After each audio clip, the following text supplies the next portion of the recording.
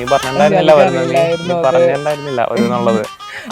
ആദ്യം വായെന്ന് വീണ് പോയി വരുന്നുള്ളത്. പിന്നെ ഞാൻ മാറ്റി വരെല്ലാം ആക്കി.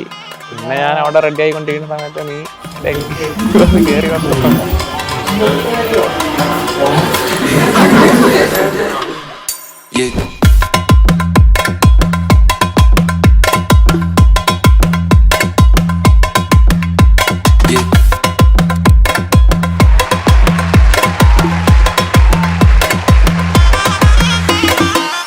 ഇപ്പോ കല്യാണാണ്, അപ്പൊ പോവാണ്. അപ്പൊ അതിൻ്റെതായ ചെറിയൊരു വിഷമമൊക്കെ ഉണ്ട്.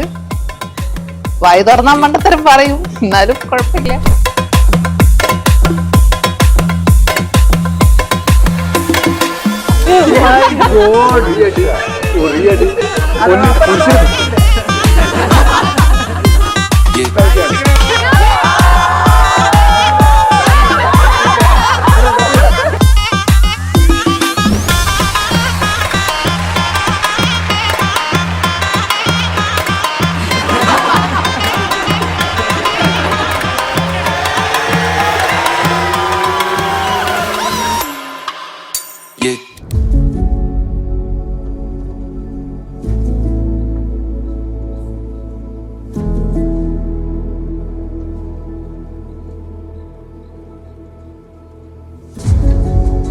ഫസ്റ്റ് ടൈം കാണാൻ പോയപ്പോ ഞങ്ങള് സ്റ്റേക്ക് ഹൗസിൽ പോയി.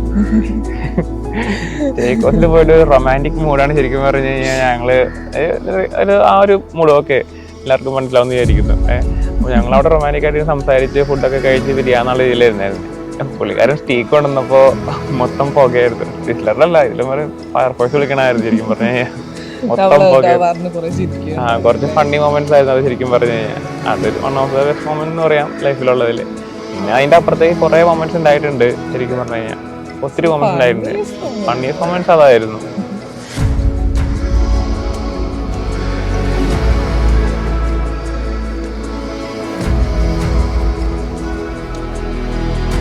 അബി എവിടെ? ഞങ്ങളിവിടെ കേറി വാ.